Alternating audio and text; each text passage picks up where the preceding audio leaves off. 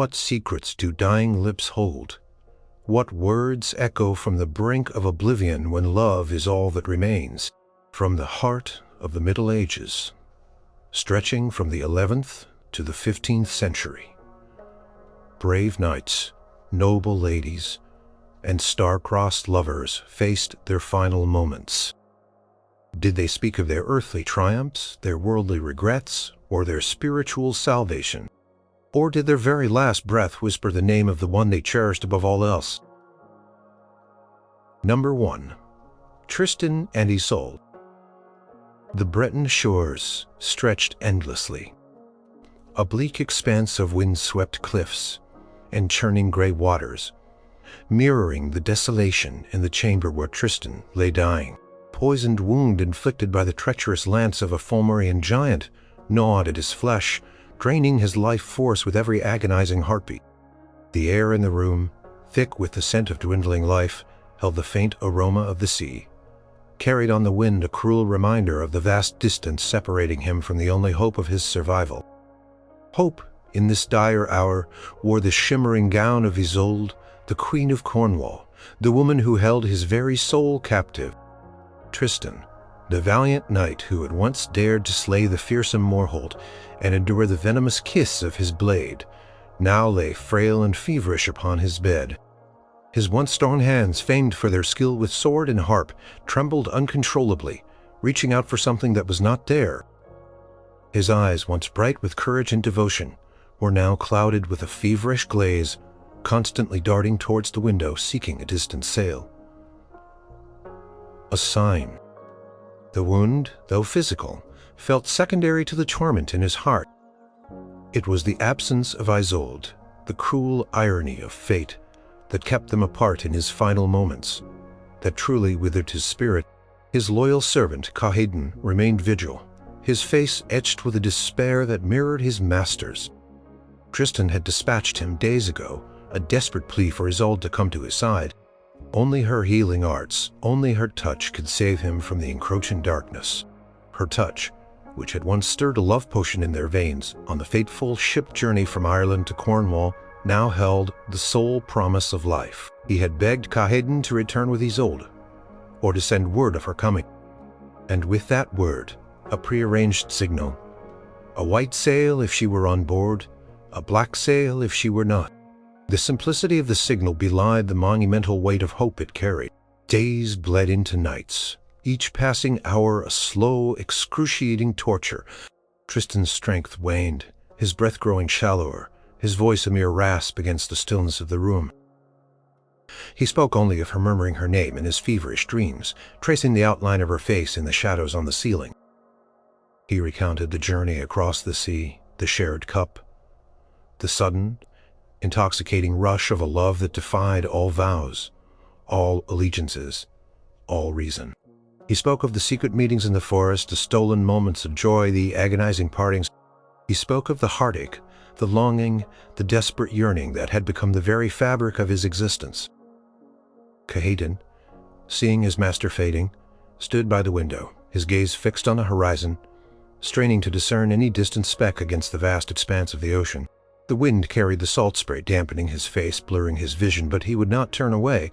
He knew that Tristan's life hung by the thinnest thread, a thread that would snap if Isolde did not arrive.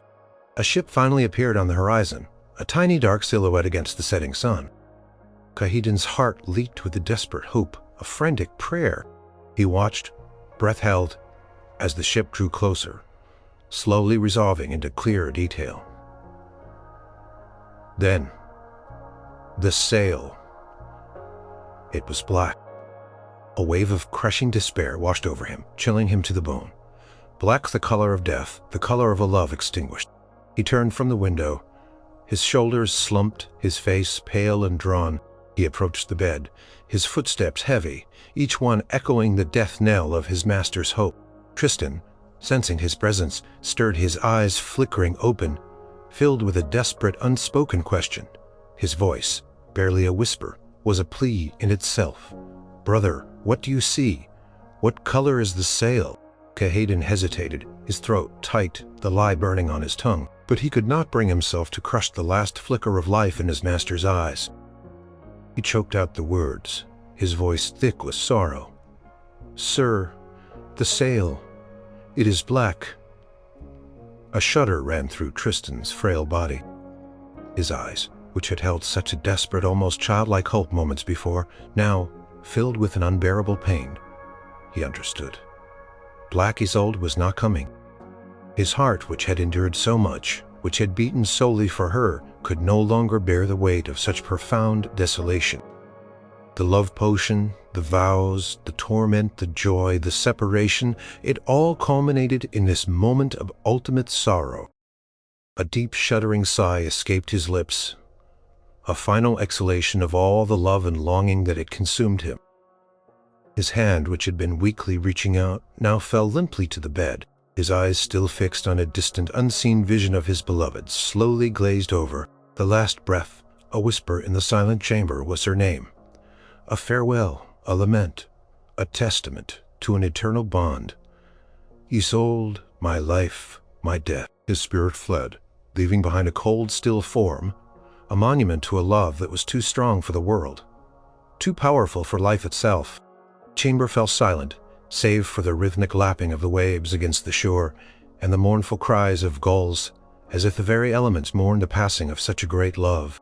Moments later, the ship which Kakeden had seen as black truly arrived, docking at the small harbor below. And from its deck, a figure emerged, her golden hair unbound, her eyes wide with a desperate urgency. It was Isolde, the Queen of Cornwall, her heart pounding with a premonition of dread, her breath catching in her throat as she saw the somber faces awaiting her. The sail, it transpired, was indeed white, a trick of the light, a cruel deception woven by the jealous machinations of Tristan's wife, Isolde of the White Hands, who had witnessed the ship's approach and twisted the truth. But the truth arrived too late. Isolde rushed into the chamber, her magnificent presence filling the desolate space with a burst of life, a ray of sunshine that was instantly extinguished by the sight of Tristan's lifeless form. She fell to her knees beside the bed, her face buried in his chest, her sobs echoing through the room. She held him close, speaking his name, begging him to return, to open his eyes, to feel her touch. But he was gone, a victim of poisoned blade and a poisoned lie. Her grief was a raw, primal scream that tore at the very fabric of the world. She kissed his cold lips, her own growing colder with each passing moment. The love that had sustained them through so much torment, through so many trials, now claimed her in death. As the chroniclers of the tale recount, she stretched herself out beside him, her arms wrapped around his still body, and with a final heartbreaking sigh, her own spirit departed, joining his in an eternal embrace. The two lovers, who had been inseparable in life, despite the world's attempts to tear them apart, were reunited in death.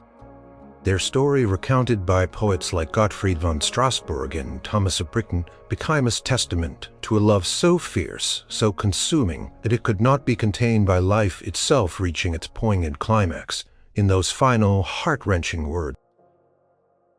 Number 2. Pyramus and Thisbe. The ancient city of Babylon, with its towering walls and majestic gardens, was a place of vibrant life and bustling markets. Yet, amidst the grandeur, two young hearts, belonging to Pyramus and Thisbe, found themselves ensnared in a forbidden romance. Their families, neighbors living in adjoining houses, harbored a bitter, long-standing feud that cast a shadow over any possibility of their union.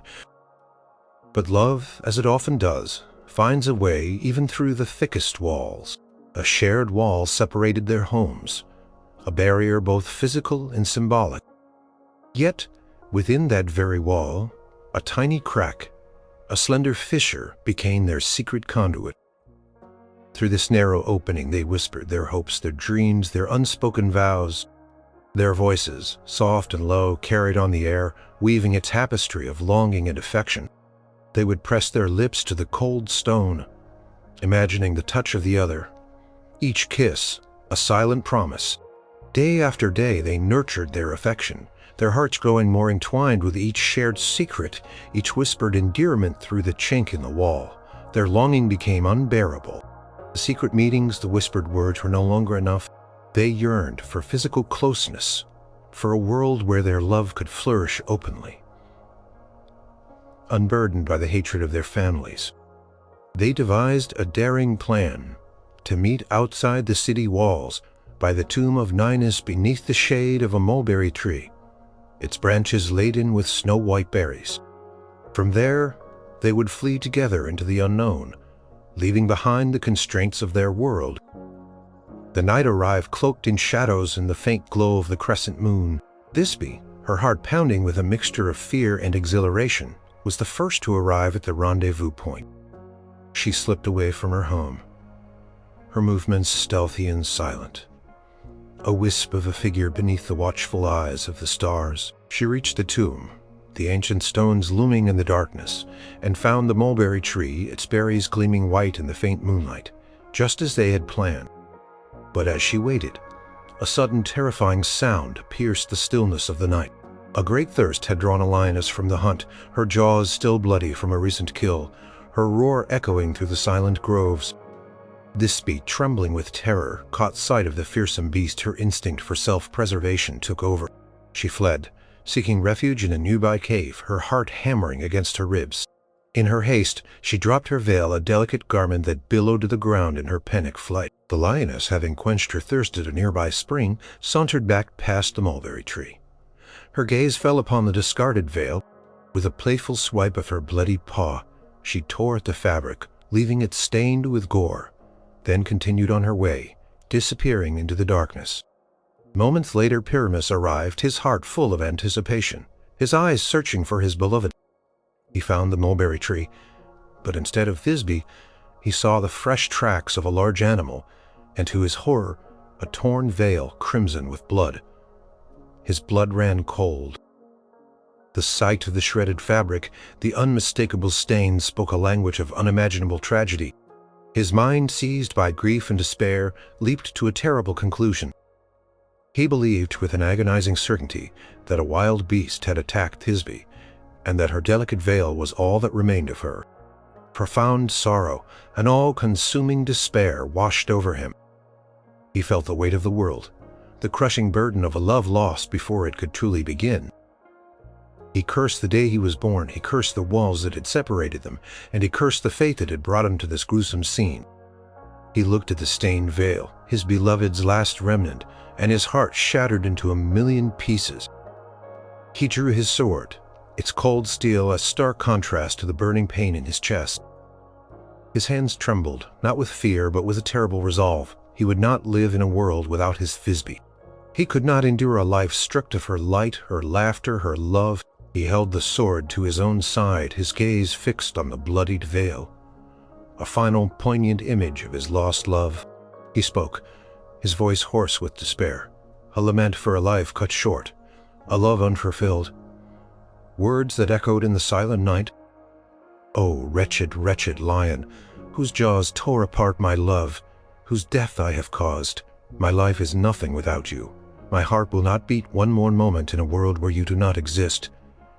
It is I who am to blame, for I arrived late. This deed is mine. Your death will be my death. Let this sword, which will take my life, also be the instrument of our reunion." With these words, Pyramus plunged the sword into his own side, a desperate act of devotion. His blood flowed, staining the roots of the mulberry tree, seeping into the very earth, turning the formerly white berries a dark, mournful crimson. He lay dying beneath the tree, his breath shallow, his eyes fixed on the moonlit sky, waiting for the embrace of oblivion.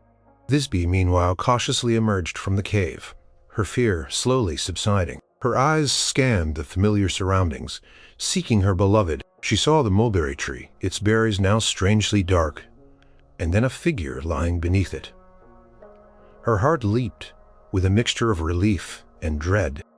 As she drew closer, she saw him, Pyramus, stretched lifeless on the ground, his sword plunged into his side, and her own veil bloodied, clutched in his hand. Aghast, a scream, a cry of profound anguish, tore from her throat. Her eyes fell upon the bloodied veil, and then to the hilt of the sword protruding from his body. She understood in a flash of terrible insight the tragic misunderstanding that had unfolded. He had believed her dead, and in his grief had chosen to follow her into the shadow of death. The realization struck her with the force of a physical blow. She knelt beside him, her hands trembling as she touched his cold face. Her tears fell upon his pale skin, mingling with the last drops of his lifeblood. She lifted the bloodied veil, its fabric a testament to their undoing. Her voice, filled with a heartbroken resolve, carried through the silent grove a final solemn vow. "This same sword which brought you to your end will bring me to mine, and thus we shall be together in the afterlife." With these words, Thisbe took the sword from Pyramus's side, still warm with his lifeblood, and plunged it into her own breast. Her life ebbed away quickly, and she fell beside him, her hand reaching out to find his, their fingers entwining in a final, tender clasp. They lay side by side, united in death, their blood staining the mulberry tree, whose berries remained forever stained crimson, a poignant memorial to their tragic, passionate love. Their story, recounted in ancient Roman texts by Ovid and retold countless times throughout the Middle Ages, became a powerful tale. A forbidden love, misunderstanding, and the ultimate sacrifice. Its poignant last words. Number 3. Romeo and Juliet. The city of Verona, a vibrant tapestry of bustling streets and grand houses, was also a battleground. For generations, the Montagues and the Capulets, two of the city's most prominent families, had waged a bitter, unrelenting feud. Their hatred, a poisonous legacy passed down through kin, stained the cobblestones with blood and stifled the natural course of peace. Yet within this landscape of animosity, a love blossomed, fragile yet fiercely passionate, destined to challenge the very foundations of their world. Romeo, a young Montague known for his melancholic moods and poetic heart, found himself drawn to a Capulet feast, masked and unseen. There, amidst the dancing and the revelry, his eyes met hers across the crowded hall. Juliet, a blossoming Capulet, radiant and innocent, captivated him instantly. A single glance, a brief exchange of words, and a stolen kiss ignited a flame that would consume them both. They fell in love swiftly and irrevocably, before they even knew each other's names, before they knew the bitter truth of their family's rivalry. Their love, born in secrecy, thrived in the shadows. Beneath Juliet's balcony, in the hushed intimacy of the Verona night, they exchanged vows of eternal devotion, pledging their lives to each other, defying the ancient grudge that sought to tear them apart. A friar, Father Lawrence, moved by their pure, desperate love, agreed to marry them in secret, hoping that their union might finally bridge the chasm between their warring houses. But fate, cruel and unyielding, intervened. A street brawl, sparked by the enduring animosity, led to the death of Mercutio, Romeo's dear friend, at the hand of Tybalt, Juliet's hot-headed cousin. Blinded by grief and rage, Romeo retaliated, slaying Tybalt. The Prince of Verona, weary of the constant bloodshed, banished Romeo from the city, condemning him to a life without his beloved. Juliet, heartbroken by Romeo's exile and tormented by her parents' insistence that she marry Count Paris, sought desperate counsel from Father Lawrence. He devised a perilous plan, a sleeping potion that would simulate death, allowing her to escape the forced marriage and reunite with Romeo. He would send a message to Romeo, explaining the deception, ensuring he would be there when she awoke in the Capulet tomb. The plan was set in motion. Juliet drank the potion, her heart heavy with fear but resolute in her love. She appeared dead, laid in the family crypt, awaiting her beloved's arrival. But destiny, with a cruel twist, ensured the message to Romeo never reached him. Instead, a servant, Balthazar, witnessed Juliet's apparent death, and seeing only the tragic end, rushed to Mantua to deliver the devastating news to Romeo. Romeo, receiving the shattering tidings, felt the world crumble around him. His beloved Juliet, gone, his heart, which had known such soaring heights of joy, now plunged into the deepest abyss of despair. He saw no reason to live without her. Life without his Juliet was an empty, meaningless existence. His mind raced not for escape, but for reunion. If she was in death's cold embrace, he would join her. He procured a potent poison, his intention clear, his resolve unshakable. He returned to Verona under the shroud of night, stealthily making his way to the Capulet tomb. The thought of seeing her one last time, even in death, propelled him forward. He encountered Paris at the tomb, who, believing Romeo was there to desecrate the Capulet crypt, challenged him. In the ensuing struggle, Romeo, driven by a desperate, almost manic energy, slew Paris. He entered the tomb, the cold stone echoing his ragged breaths. There, amidst the silent resting places of the Capulets, he saw her, Juliet, lying on her bier, clad in her shroud, beautiful even in death. He marveled at her serene beauty, untouched by decay, her cheeks still retaining a faint blush, her lips still holding a hint of their former warmth. He spoke to her, his voice choked with emotion, recounting his journey, his despair, his unwavering love. He remembered the balcony, the secret vows, the stolen kisses. He remembered the hope that had once burned so brightly, now reduced to ashes. He held the vial of poison in his hand, its contents a promise of oblivion, a gateway to their eternal reunion. His gaze lingered on her face, etching every detail into his memory, preparing for the ultimate farewell. He knew this was the end, the culmination of their forbidden love, a tragic climax fueled by family hatred and cruel misfortune. He raised the vial to his lips, his gaze fixed on her, his final words, a testament to the depth of his devotion. "Here's to my love. O true apothecary, thy drugs are quick, thus with a kiss I die." He drank the poison, its bitter taste, a fleeting sensation against his tongue, quickly followed by a cold, numbing spread through his veins. He leaned forward, pressing his lips to hers, a final tender kiss sealing their love beyond the veil of life. His body shuddered. A last gasp escaped his lips, and he collapsed beside her, his hand reaching out to touch her one last time before his life extinguished. Moments later, Juliet awoke, groggy and disoriented.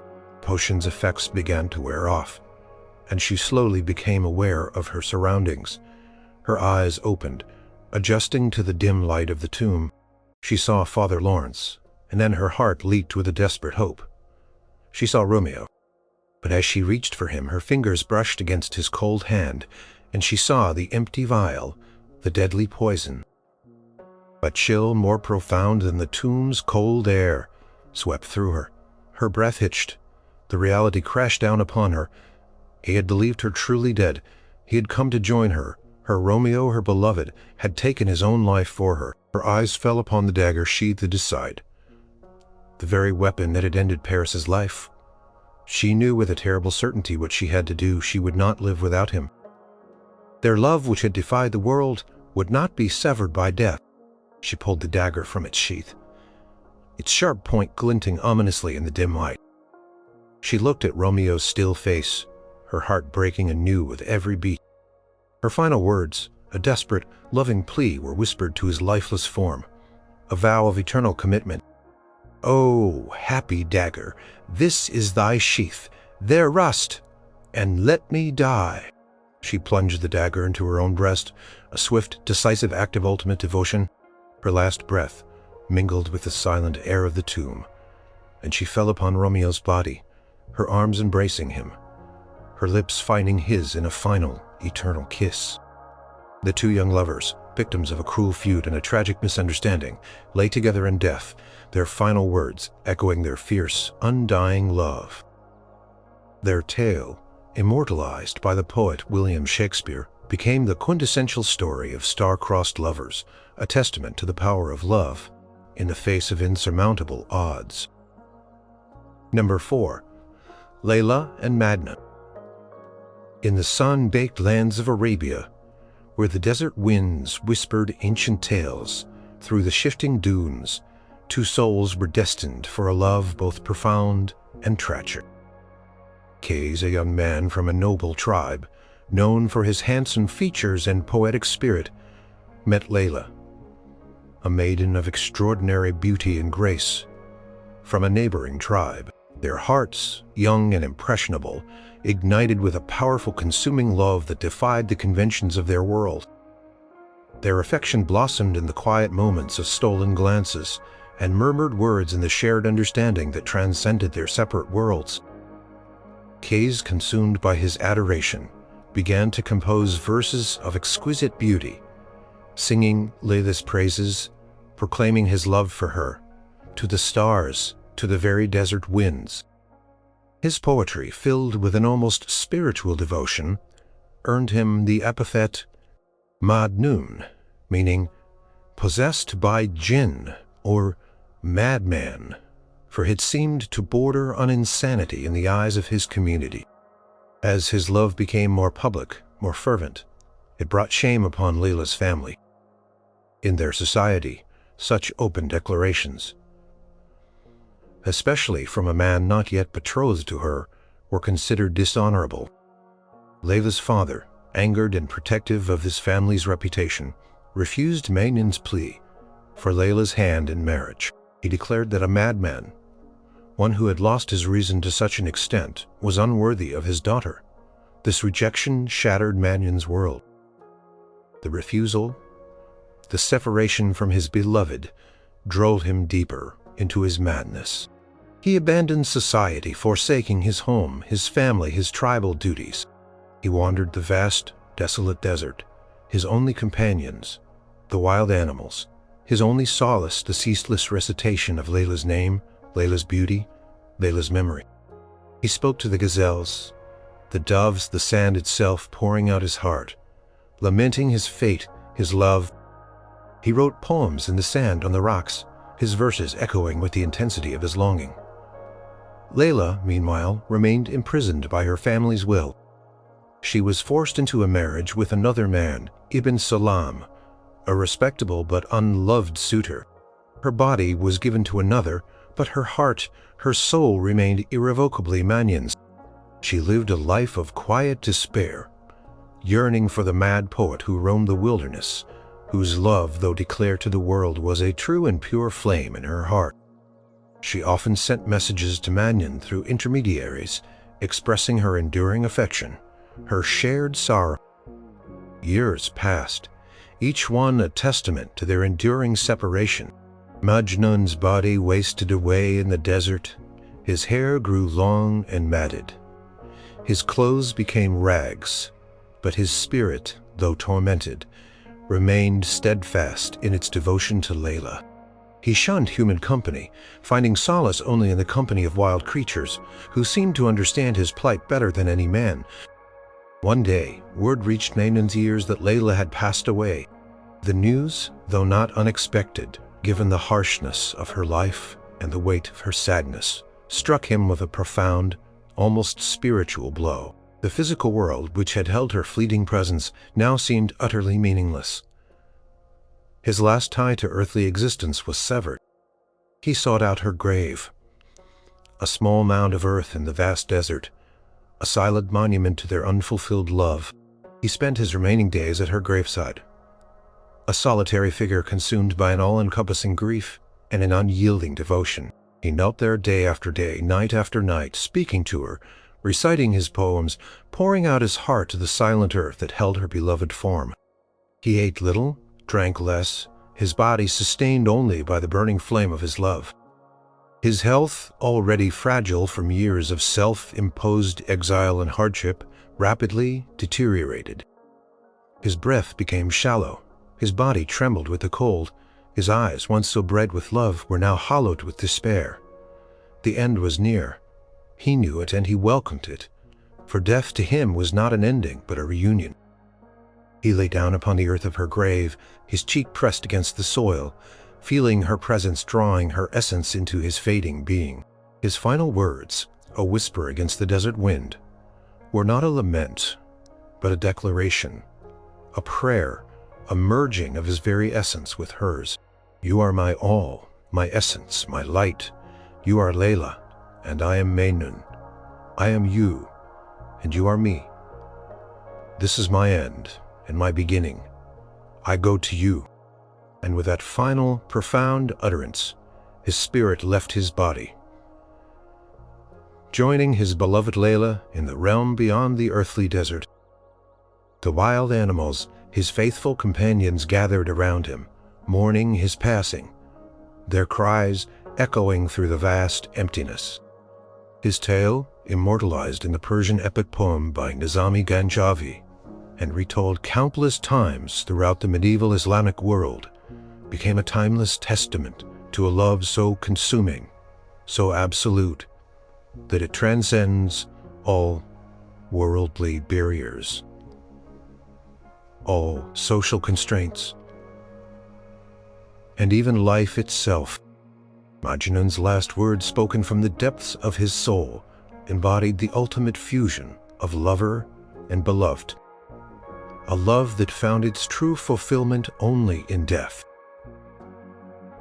Number 5. Sir Lancelot.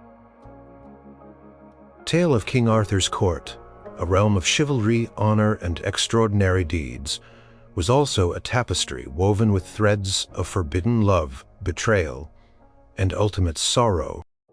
Sir Lancelot, the greatest knight of the Round Table, paragon of bravery and strength, held a secret devotion that consumed his very being, his love for Queen Guinevere, King Arthur's wife. Their clandestine affair, though cloaked in secrecy, cast a long shadow over Camelot, ultimately leading to its downfall. Lancelot's life was a dichotomy of outward heroism and inward torment. He performed miraculous feats of arms, rescued damsels, slayed dragons, and upheld the ideals of chivalry, yet his heart belonged to the Queen, a devotion that stood in direct conflict with his loyalty to his king and his vows as a knight. Their love, born of intense admiration and mutual affection, was a forbidden fire, burning brightly yet dangerously. For years they walked a perilous path, their secret known only to a few trusted souls, their love expressed in stolen glances, hushed conversations, and desperate fleeting embraces. Each meeting was fraught with risk, each touch a testament to their unwavering desire. They knew the danger, the potential for catastrophic ruin, yet they could not deny the pull that bound their souls together. The truth, however, eventually came to light. The jealous machinations of Mordred and Agravain, fueled by their desire to expose the affair and undermine Arthur's rule, led to the discovery of Lancelot and Guinevere's secret. The exposure shattered the Round Table, fracturing the bonds of brotherhood and trust that had held Camelot together. Guinevere was condemned to death for treason, but Lancelot, with his unwavering devotion, rescued her from the pyre. This act, while saving her life, plunged the kingdom into civil war. Lancelot fled to France, pursued by Arthur and his loyal knights, a once united realm now torn apart by conflict. Guinevere, distraught and filled with remorse for the devastation their love had wrought, sought refuge in a nunnery, embracing a life of penance and prayer. The war raged, culminating in the tragic Battle of Camlan, where King Arthur fell mortally wounded by Mordred.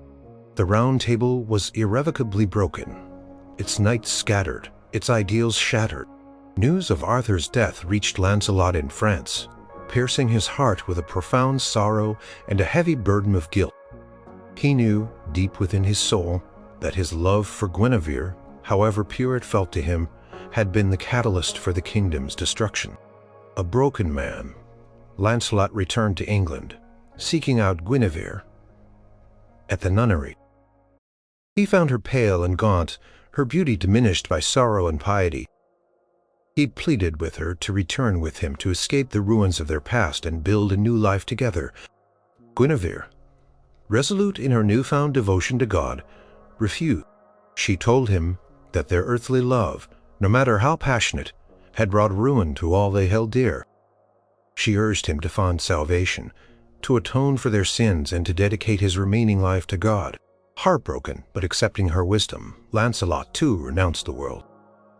He joined a hermitage, adopting a life of austerity and prayer, seeking spiritual redemption for the sins of his past. The great knight, who had once been the epitome of courtly splendor and martial prowess, now lived a life of humility, his days filled with fasting, meditation, and quiet reflection. Yet even in his piety, the memory of Guinevere lingered, a persistent echo in his soul. He prayed for her, thought of her, and grieved for the kingdom they had unknowingly destroyed. He devoted himself to God, seeking forgiveness. But his love for the queen remained an indelible mark upon his heart, a profound affection that transcended the boundaries of earthly desire and worldly convention. As recounted by Thomas Malory in his comprehensive telling of the Arthurian legends, Lancelot lived for several years in this monastic setting, his body weakening, his spirit preparing for its final journey. The great knight, once renowned for his strength, now lay frail upon his simple pallet, his life drawing to a close. His companions, observing his decline, saw the peace that settled upon his face, a serenity born of repentance and acceptance. In his final moments, his mind drifted back to the courtly days, to the jousts and tournaments, to the grand feasts, and always inevitably to her. He remembered her beauty, her laughter, her presence that had illuminated his world. He remembered the thrill of their forbidden love, the sorrow of their eventual separation. He knew that she too was fading, her life in the nunnery drawing to its own close. As his breath grew shallow and the light of his life began to dim, his thoughts were not of his past glories, nor of his martial prowess, nor even of his ultimate redemption. His final, unspoken thoughts, his very last conscious flicker, were of her, the woman for whom he had sacrificed everything. Chroniclers and poets of the age described it as a deep abiding love, a profound connection that transcended earthly desire and spoke of a bond forged in the deepest chambers of the heart. Though no direct words were recorded as his last utterance, the medieval accounts describe his final moments as filled with her presence, his spirit reaching out to hers, his breath finally stilled. His last words, though unspoken, were a whispered name in the silent chambers of his heart. A final acknowledgement of the love that had defined his extraordinary tragic life. It was a silent testament to a love that endured beyond all earthly suffering, beyond all earthly ruin, a love that would follow him into the unknown. Chronicles of Sir Lancelot, as told in Malory's La Motte d'Arthur, describe his passing as one of peace and quiet resignation, a fitting end for a knight whose life was a constant struggle between earthly desires and spiritual ivor vist that never truly died.